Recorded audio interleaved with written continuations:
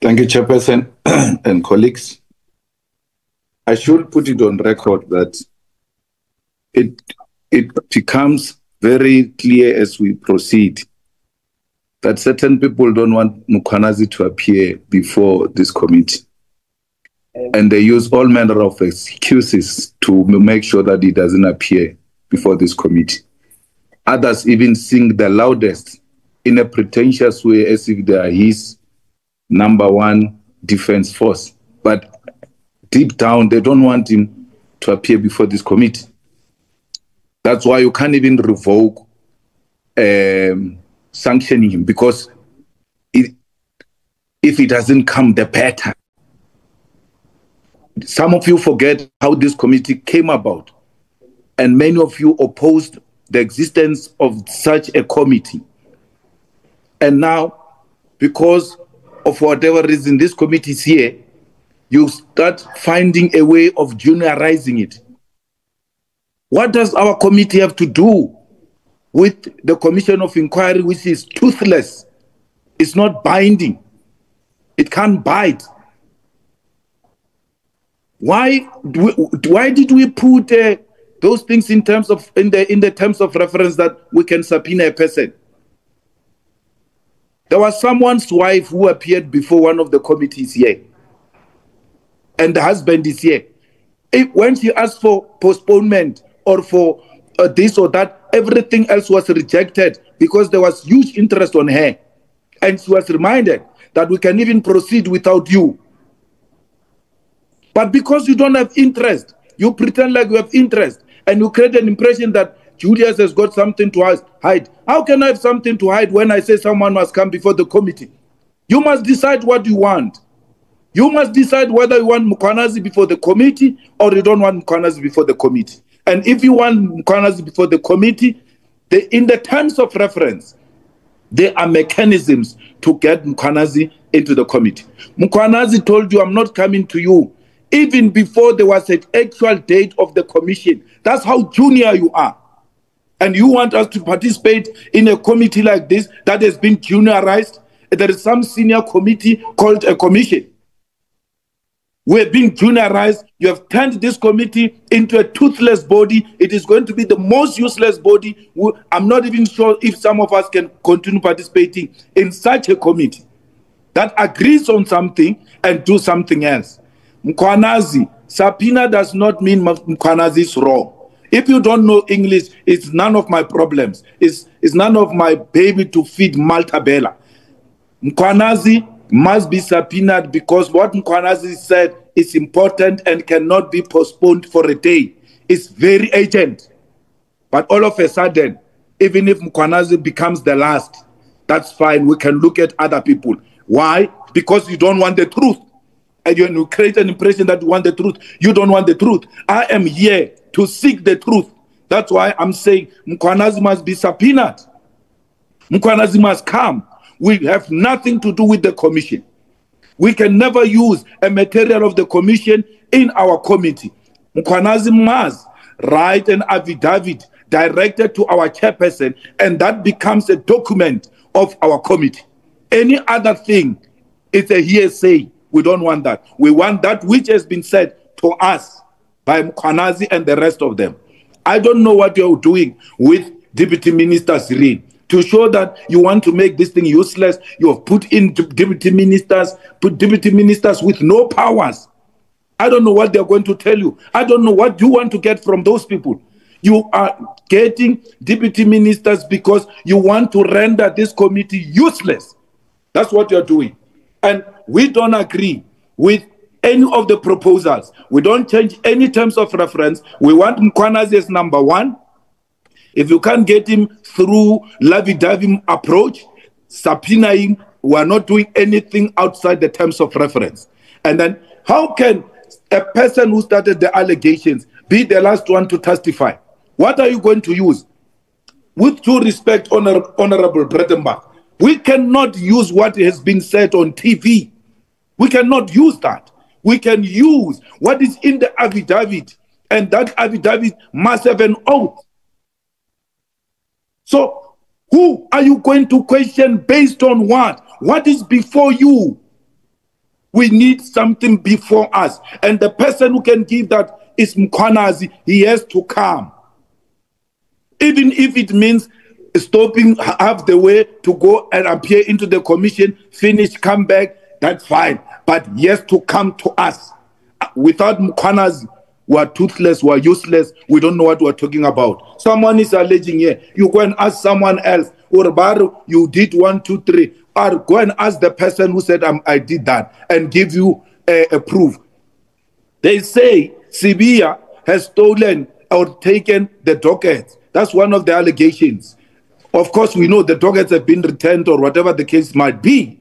We are going to go to Sibia and say to Sibia, where are the dockets? I never took any dockets.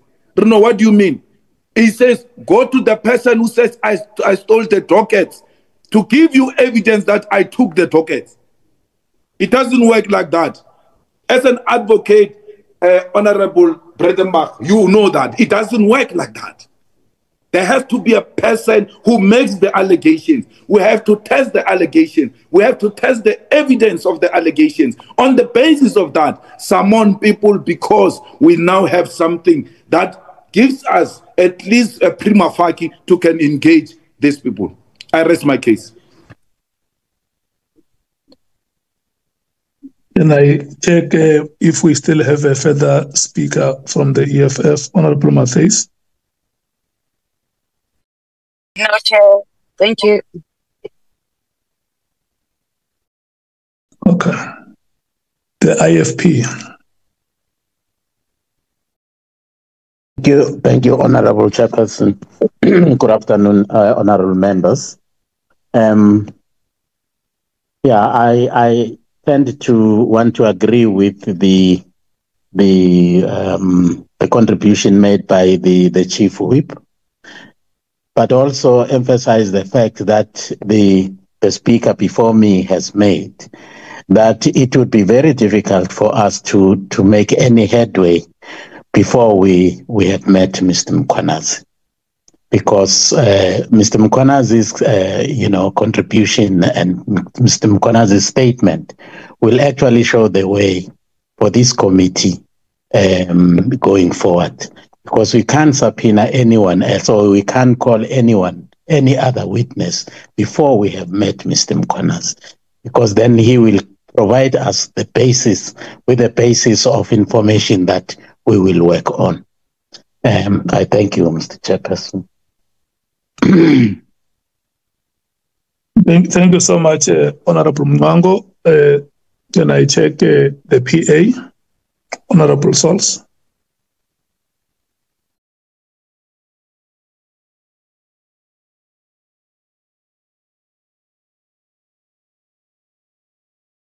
The Action SA. Thank you, Chairperson. I'm sitting here and I'm so shocked this morning by what I've heard. Why did we spend all that time with the terms of reference? Based on what has been presented to us this morning and what we've been told, it is clear now that we are being dictated to. It is clear that we are the underdogs, and it is clear that we are now becoming like a subservient right now. We have forgotten our role. We have forgotten our responsibilities. We have declared ourselves, like Honorable Malema says, completely toothless. I cannot believe right now that we are considering how and when to do this when we have spent so much time with the terms of reference. I cannot believe right now that we are saying that it doesn't matter when General Mkhwanazi comes to appear, and it doesn't matter whether he's first or last, his statement cannot change. What he has said on television cannot change. Then why are we here? Are we not meant to probe his accusations? Are we not meant to investigate as per the terms of reference? Then we might as well take the statement and take everything that has been publicized in the media and use that to generate findings in this committee. If that is being said, I am shocked to hear that that statement was made. I'm also saying that, why are we saying also that, you know what, let's call Mkhwanazi whenever he's available to come, forgetting that we also have the powers to subpoena, to summons people here, and then saying we can call whoever else, anyone else thereafter. whether you have a criminal mind or an investigative mind, but I think it's common sense that whatever General Mkhwanazi presents and tells us, calling of the next witness needs to be intentional and it needs to be strategic in terms of linking these statements and in terms of actually having an outcome that will give us results. We can't just go haphazardly right now and just call anyone whenever because we are now being dictated to. I am really not happy. It feels as if at this point, like this is a complete waste of time because all we've been doing since this committee has started, we have been getting our lead and getting our instruction from the parallel commission that is running. I'm very unhappy about this. And Chairperson, can we start doing what we've been mandated to do? Can we start realizing our power as Parliament and realize that we have the role, we have a binding role to play here? Thank you. Honorable Vessels. Thank you. Good afternoon, Chairperson. It's my view would be that it's not ideal that we do not start with General Mkhwanazi. But Chairperson, we won't probe the allegations that he made by interviewing him. We're going to probe the allegations that he made by interviewing other witnesses.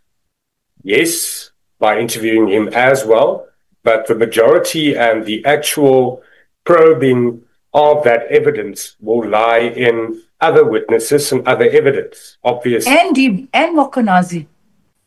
I said, listen. No, Honorable James, we can't behave ourselves like that. There's also a view, and there can also be an argument, that it will be the best to get General Mkhwanazi to testify last. And the reason why I'm saying that is a lot of the witnesses, a lot of the other witnesses that we will call will, at the end of the day, will obviously say and will counter and will say the opposite of what the general alleges. Thus, to get him last, he will be able to respond to those counter allegations made. So that's another argument. It's another view of the matter. Chair, we said, and it was said in the committee, and it was decided that the ideal would be to, and it will be, that he must testify first. Practically, that's not possible unless we decide to subpoena him. But now the practicality of it is that the commission will also subpoena him. Or maybe they have, I'm not sure. Maybe the senior counsel and yourself can also help us and assist us in that regard. But the fact of the matter is we shouldn't be, the ideal would have been that we would be first.